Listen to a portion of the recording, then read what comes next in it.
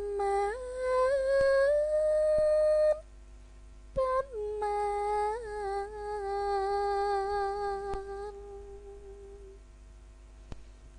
apa wartane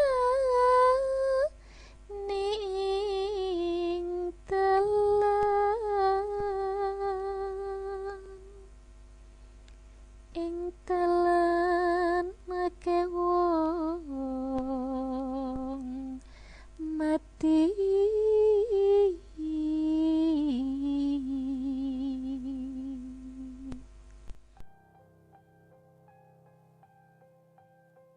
Assalamualaikum warahmatullahi wabarakatuh. Selamat malam buat teman-teman semua pendengar di channel Demi 341 FM. Cerita keempat datang dari salah satu kawan subscriber juga,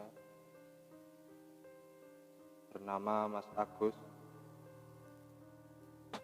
Mas Agus ini asalnya dari Semarang, Jawa Tengah,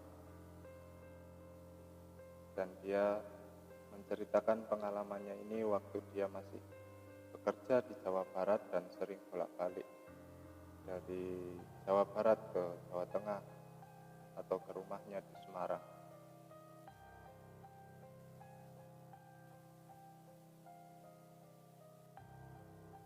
Aku akan menceritakan kisah yang dulu sewaktu masih bekerja di daerah Jawa Barat dan sering bolak-balik ke rumah yang ada di kota Semarang.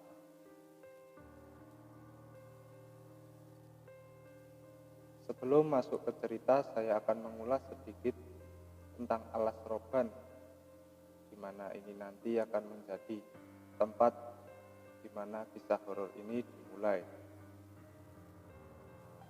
Alas Roban mungkin terdengar seperti tempat biasa bagi kebanyakan orang. Tapi bagi masyarakat Jawa Tengah, daerah ini punya kesan tersendiri. Ya, Alas Roban bisa dikatakan sebagai salah satu tempat angker atau hutan angker yang ada di Pulau Jawa. Alas Roban sendiri adalah nama dari sebuah hutan yang dalamnya dibuat semacam jalan untuk menghubungkan kota-kota di Jawa Tengah dengan provinsi. Jalanan ini sudah dibuat lama sekali, kurang lebih ketika Belanda belum lama menjajah Jawa. Nah, tak hanya cerita mistis di hutan Alas Roban, jalanan membentang di antara hutan Alas Roban ini pun juga kental dengan cerita-cerita mengerikan yang mungkin bisa membuat seseorang trauma untuk melewatinya.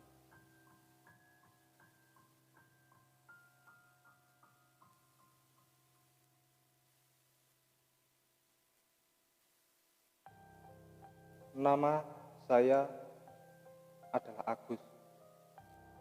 Saat itu saya dan teman saya sedang makan di warung pecel lele favorit kami berdua di Semarang. Kami berdua cerita ngalor ngidul hingga akhirnya aku bercerita soal pengalaman mengerikan semasa mudaku dulu. Ini adalah ceritaku saat melewati Alas Roban di awal tahun 2000-an. Saat aku hendak pulang ke rumah yang ada di kota Semarang. Siang ini adalah hari Jumat. Sebulan sebelum aku sudah mengambil cuti untuk 2 hari di hari Senin dan Selasa depan dan pulang ke rumah bertemu dengan keluarga. Oh iya, beberapa hari sebelumnya aku sudah janjian dengan kawan lamaku, namanya Rifkan, yang juga akan pulang ke daerah Demak. Jadi kami akan pulang bersama dengan mobilku dari tempat kami berada. Pulang kerja, aku langsung bergegas mandi dan bersiap langsung mulai perjalanan. Sore itu terasa sangat damai. Dengan udaranya, suara anak-anak kecil di pelataran rumah dekat kontrakan pun terdengar sangat ramai. Rip, aku sudah tunggu depan kontrakanmu ya. Ucapku di dalam telepon memberitahu Rifkan kalau akan berangkat. Kontrakan Rifkan ini agak jauh, namun kebetulan searah dengan arah jalan pulang yang akan kami lewati. Saat hampir sampai, aku lihat Rifkan sudah menunggu di depan kontrakannya. Ayo, seruku kepada Rifkan sambil membuka kaca mobil. Rifkan langsung memasukkan tas punggungnya di kursi tengah dan dia duduk di kursi depan menemaniku. Dari kontrakan, Rifkan jam sudah menunjukkan pukul 17.15 PM. Di tahun tersebut jalan tol belum ada seperti sekarang. Jadi satu-satunya jalan bagi pengendara di jalur utara, ya jalan Pantura ini. Dan jalanan Alas Roban masih melewati bukit dan jalannya berkelok-kelok curam, yang sekarang dikenal dengan Jalan Alas Roban Lama. Doa dulu Gus, ucap Rifkan. Masing-masing dari kami berdoa dalam hati. Jalanan sore ini terlihat padat tapi padatnya wajar, tidak sepadat jalan seperti sekarang. Singkat cerita, kami berdua tiba di Brebes hampir jam 11 malam. Karena kami berhenti sholat dan makan sebentar saat sampai di Indramayu. Brebes, Tegal, Pemalang, sudah kami lewati dan akhirnya kami tiba di Pekalongan. Sesaat sebelum sampai di Alas Roban. Kala itu tidak ada sama sekali pikiranku memikirkan hal yang aneh-aneh. Karena sudah beberapa kali aku pulang menuju Semarang dan bertemu dengan malam hari. Jalanan sudah sepi saat kami sampai di area Alas Roban. Ditandai dengan jalanan yang makin lama makin gelap karena minimnya penerangan. Dan kanan kiri jalan yang banyak ditumbuhi pohon-pohon besar. Sesekali aku menemui bus-bus antar provinsi yang memang melintas saat malam hari.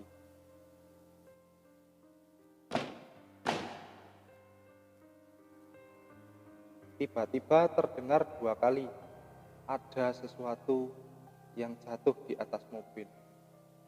Apa itu Gus? Tanya Rifkan. Aku yang mendengar langsung menepi dan melihat atas motor.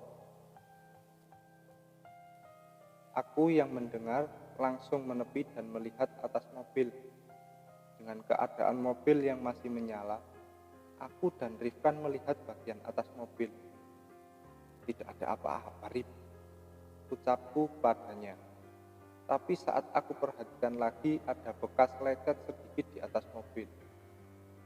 Cari lagi, Rif, di sekitaran mobil kalau ada apa-apa, imbuhku kepada Rifkan. Cukup lama kami mencari dan memperhatikan, tapi kami tidak menemukan apa-apa. Masuk mobil lagi, Rip. Kita jalan lagi aja, ajakku. Belum lama jalan tepat setelah tanjakan tiba-tiba, aku dikagetkan lagi. Dengan suara benturan di depan mobil seperti habis menabrak sesuatu. Kamu di dalam aja, aku yang turun, ucap Rifkan. Tak lama Rifkan masuk. Ban depanmu kempes, Gus, imbuh Rifkan. Waduh, mana jam-jam 1:30 gini, mana ada tambal ban. Aku nggak ada ban serep juga, ucapku kepadanya.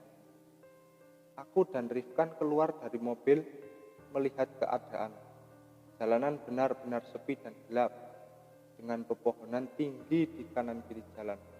Tidak nampak ada kendaraan lewat saat itu. Aku dan Rifkan jalan kaki pelan-pelan ke arah depan. Dari kejauhan nampak cahaya remang-remang di kiri jalan. Itu apa, Rip? Kayaknya tambal ban. Coba kita ke sana, ajakku.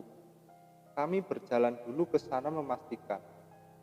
Setelah dekat dan memastikan memang benar itu tambal ban, aku langsung kembali ke mobil dan membawanya ke dekat tambal ban di sana. Mana Rip orangnya? Tanyaku kepada Arif. Gak tahu, dari tadi aku panggil-panggil gak ada sautan, jawab Arif. Lama tak menemui jawaban, kami memutuskan menunggu di depan tambal ban itu. Enten nopo mas? Tanya seorang laki-laki tua yang tiba-tiba datang. Astagfirullah. Rifkan kaget dengan kedatangan laki-laki tersebut yang tiba-tiba. Niki pak, ban kula bocor.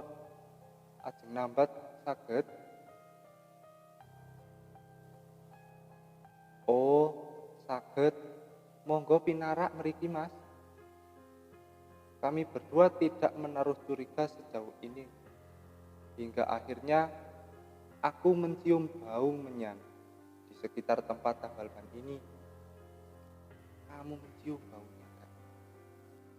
Tanyaku ke Rifkan. Iya Gus, jawab Rifkan dengan mulai memperhatikan setiap sudut tempat tambal ban ini. Dalam hati aku ingin lekas pergi dari sini, tapi apa boleh buat, mobilku belum selesai ditambal. Dari kejauhan di seberang jalan Agus melihat ada warung yang masih buka. Ke warung sana aja Gus, nunggu sambil ngopi di sana, ajak Rifkan kepadaku. Aku hanya mengiyakan dan kami berdua berjalan ke arah warung di sana. Aku dan Rifkan sedikit berjalan dan menyeberang jalan. Di sini aku melihat ada satu truk lewat pelan-pelan. Sopirnya hanya melihat keberadaan kami dengan raut wajah heran. Setelahnya kami jalan lagi ke arah warung tersebut. Warungnya masih seperti warung pedesaan, dengan bangunannya yang dibuat dari anyaman bambu dan beberapa bambu yang menopangnya. Sesampainya di sana nampak segerombolan anak kecil main di samping warung tersebut. Kok ada anak-anak main jam segini? Tanyaku dalam pikirku. Sudah pasti Rifkan melihat keadaan ini. Tanpa memikirkannya, begitu lama aku dan Rifkan masuk ke dalam warung. Nampak wanita yang belum begitu tua mengenakan daster, berdiri tersenyum melihat kedatangan kami berdua. Tumbas nopo mas? Tanya ibu-ibu penjual warung tersebut. Kopi panas kalih bu, jawabku. Tak lama kopi datang, aku dan Rifkan ngobrol mencairkan suasana. Rif, ngerasa ada yang aneh ya? Kok ada ya? Ya anak-anak main jam segini, tanyaku kepada Rifkan. Anak-anak gimana? Tanya Rifkan. Lah, itu di samping warung. Ini suaranya kedengaran juga kok. Masa kamu gak tahu? Ucapku menegaskan. Tanpa menjawab, Rifkan yang mendengarku langsung keluar melihat samping warung. Mana? Gak ada apa-apa, jangan nakut-nakuti Gus. Imbuh Rifkan. Situasi mulai tegang. Ibu-ibu penjual warung tiba-tiba hilang entah kemana. Aku dan Rifkan memutuskan untuk bergegas kembali ke mobil. Bu, sampun. Ucapku memanggil ibu penjual warung. Bu. Berkali-kali aku memanggil tapi tidak ada jawaban. Bu, sampun. Bu. Gantian Rifkan yang ngomong tapi masih saja tanpa ada jawaban. Sekali lagi aku memanggil, Bu. Bukannya jawaban dari ibu penjual warung tersebut yang kami dapat. Kami malah dibuat kaget dengan suara yang kami dengar.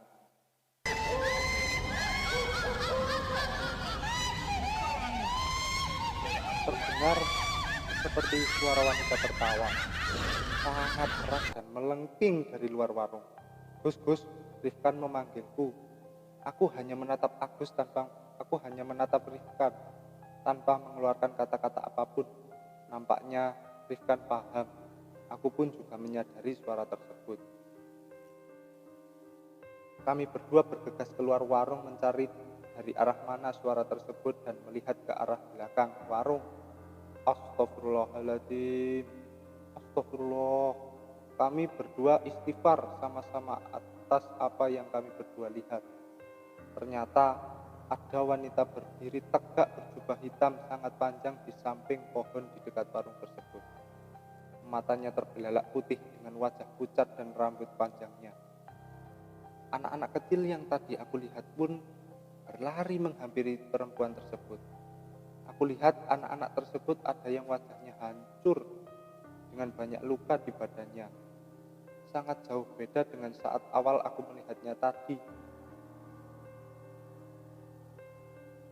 Kulihat wanita itu tertawa lagi yang membuat telinga kami berdua sakit. Gus, ayo Gus, balik ke mobil cepat, ajak Rifkan kepadaku. Saat lari ke mobil, lagi-lagi kami berdua dikagetkan lagi dan lagi. Tambal ban yang kami hampiri tadi sekarang sudah tidak ada, entah hilang kemana. Yang kami lihat hanyalah mobil kami. Di tepi jalan yang sebelah kirinya ada pohon besar dan jurang yang di dalamnya belantara yang sangat gelap. Aku gak peduli, banku masih kempes. Kami berdua bergegas masuk ke dalam mobil. Gus, banmu gimana? Tanya Rifkan. Udah, yang penting kita lekas keluar dari sini, jawabku sekenanya. Suara perempuan tadi masih sangat jelas menemani kami berdua. Aku berusaha menghidupkan mobil, lagi-lagi sial dan aneh, tiba-tiba mobilku sulit dihidupkan.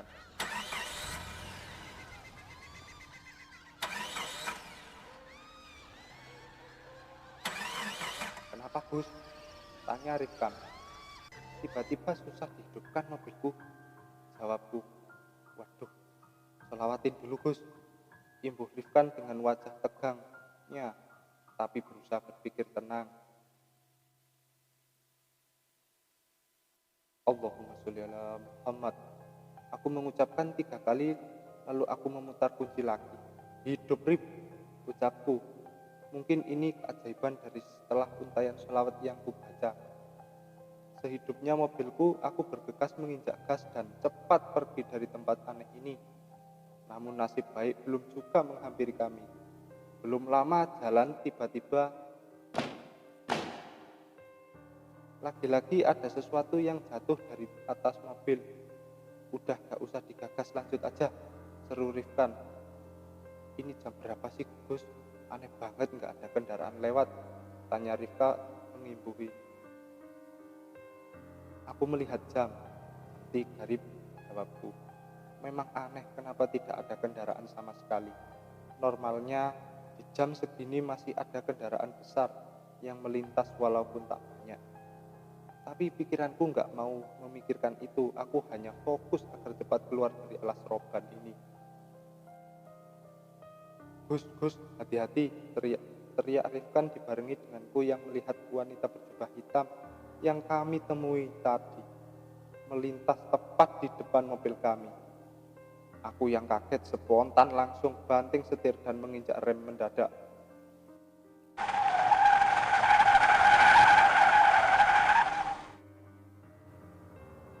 Tiba-tiba terdengar suara klakson di telinga kami. Aneh ajaib, saat berhenti mobilku berhadapan dengan truk muatan barang. Gus, pinggir dulu Gus, ajak Rifkan, sedikit panik. Rif, wanita tadi mengikuti kita. Tadi nyebrang, kamu lihat kan? Tanyaku kepada Arif memastikan. Iya Gus, aku melihatnya. Dia tidak membiarkan kita pergi, ucapnya. Sesaat terdengar ada yang mengetok kaca mobilku. Dari dalam terlihat bapak-bapak berboncengan dengan ibu-ibu yang nampaknya suami istri.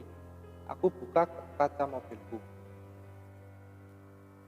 Kalian tidak kenapa-kenapa Mas?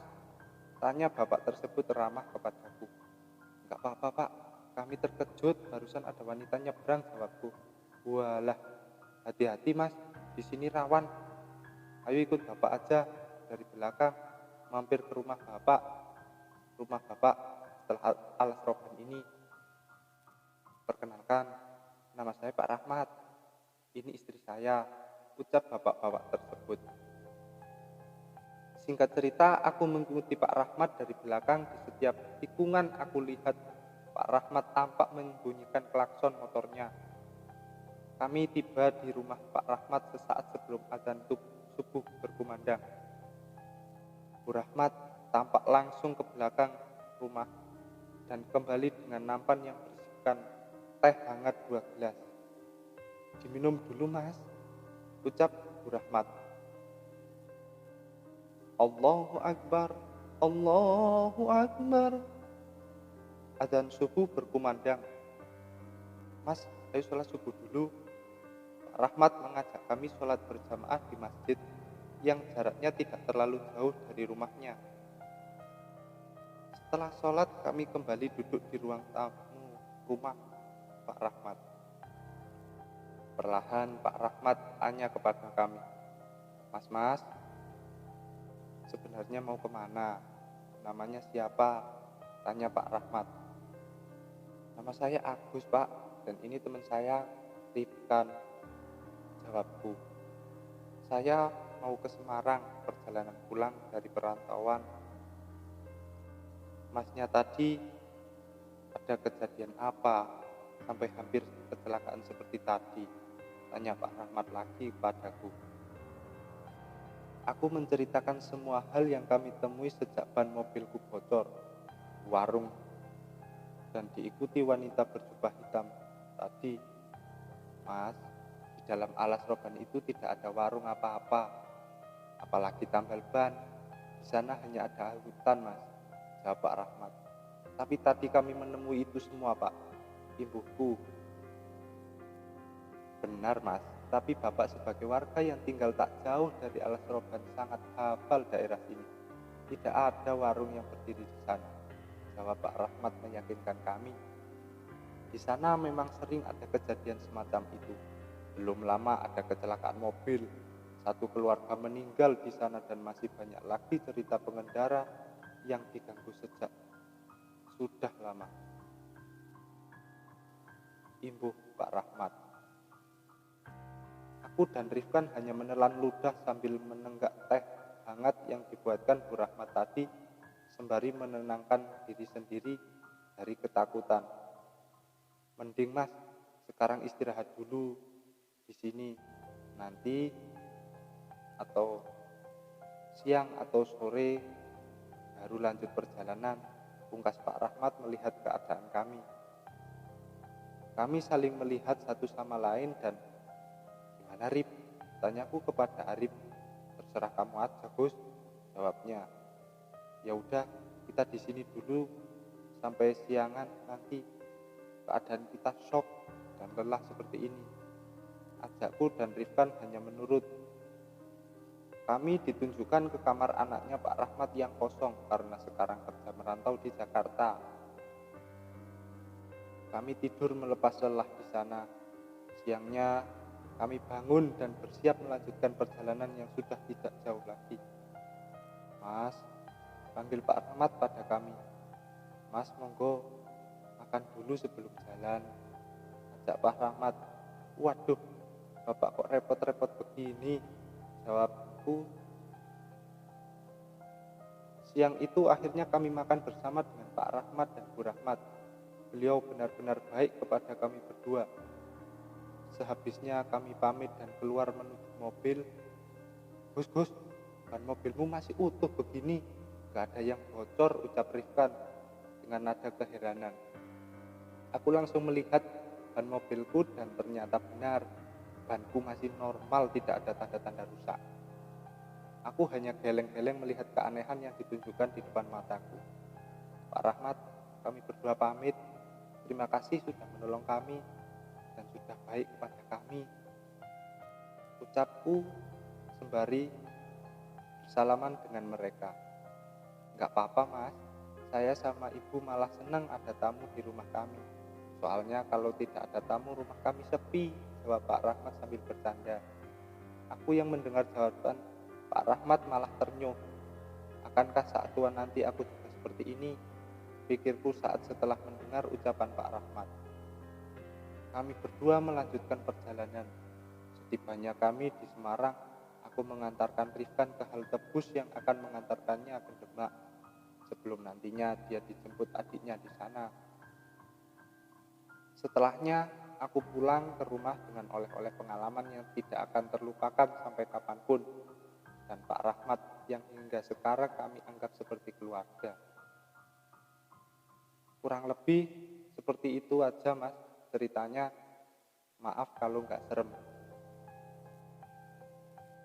Oke, itu tadi adalah cerita pengalaman yang dikirimkan oleh Mas Agus yang ada di Semarang tentang pengalaman dia yang dikerjain habis-habisan di Alas Roban oleh sosok-sosok itu dan penunggu di sana. Kurang lebih seperti itu ceritanya. Dan apabila teman-teman yang lain mau mengirimkan cerita juga atau pengalaman horornya, bisa dikirim ke DM di Instagram saya di @fish34. Saya taruh di deskripsi.